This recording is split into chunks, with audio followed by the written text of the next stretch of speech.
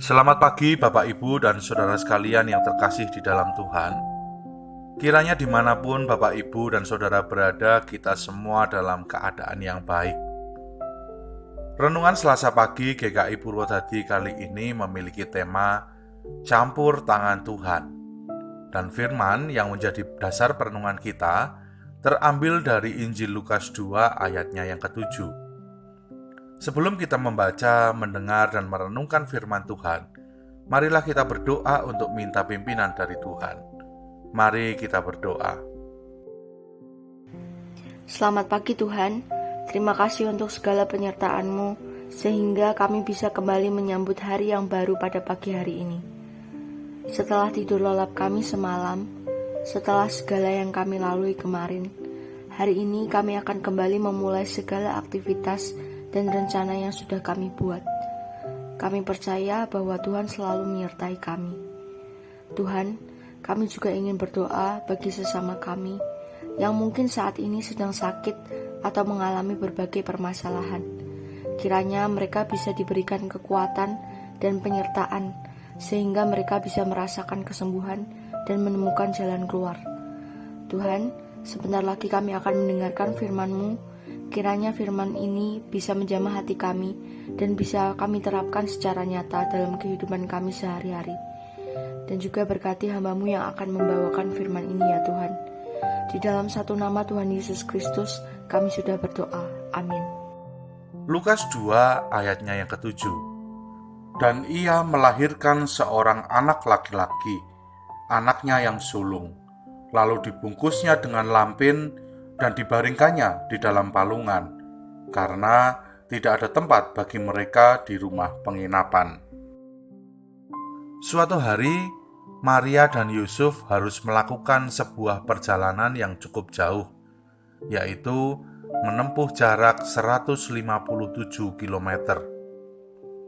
Meskipun perjalanan ini adalah perjalanan pulang kampung, yang biasanya saat seseorang merantau dan kemudian mudik, tentu membawa kebahagiaan tersendiri.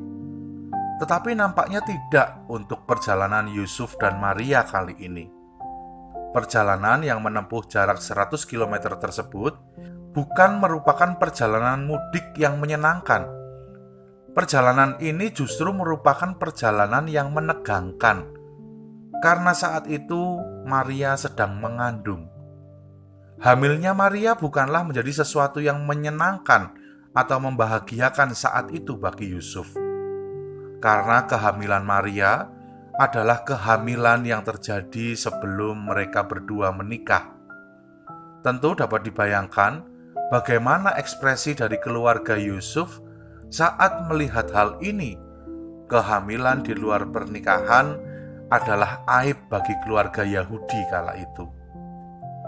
Selain ketegangan, perjalanan sepanjang 150 km dengan Maria yang sedang hamil tua, tentu perjalanan ini memiliki kesulitannya tersendiri. Saya yang memiliki perut besar karena gendut, terkadang sulit untuk lari atau melakukan aktivitas tertentu, meskipun berjarak cukup dekat. Lalu bagaimana dengan Maria saat itu? Tentu ibu-ibu yang pernah mengandung dan melahirkan tahu rasanya menjadi Maria kala itu. Seandainya saat itu Maria harus menaiki keledai ataupun jalan kaki. Tentunya 150 km merupakan perjalanan yang mungkin sangat menyiksa bagi Maria. Maria dan Yusuf yang mau tidak mau harus mudik dan harus menjalani 150 km perjalanan itu, akhirnya sampai juga dengan selamat ke Bethlehem. Keberhasilan mereka ini tentu tidak luput dari campur tangan Tuhan yang menyertai di sepanjang perjalanan mereka. Namun, setelah mereka menyelesaikan permasalahan perjalanan jauh ini, Maria masih harus menghadapi situasi sulit lainnya, yaitu harus melahirkan.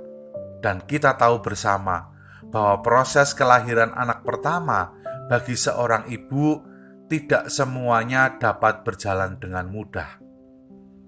Selain tidak diceritakan adanya tenaga medis yang membantu Maria melahirkan, Proses persalinan di kandang domba sebenarnya bukan merupakan tempat yang layak untuk Maria melahirkan.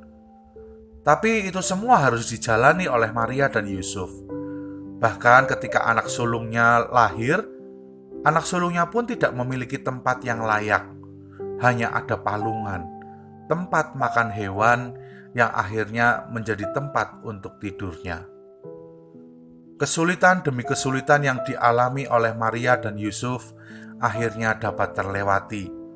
Dan ini semua tentu berkat campur tangan Tuhan yang dengan setia mengasihi Yusuf dan Maria.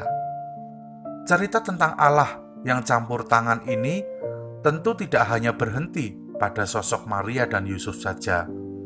Tetapi kita yang mendengarkan renungan ini dan dalam kehidupan setiap orang yang percaya, kita pun memiliki pengalaman yang luar biasa seperti itu. Mungkin hingga hari ini kita sedang merasakan hal tersebut, tentang Allah yang selalu campur tangan di dalam setiap kehidupan kita, di dalam setiap permasalahan, di dalam setiap kesulitan yang sedang kita alami. Campur tangan Allah itu mewujud dalam sebuah peristiwa atau kejadian yang kadang tanpa pernah kita bayangkan sama sekali.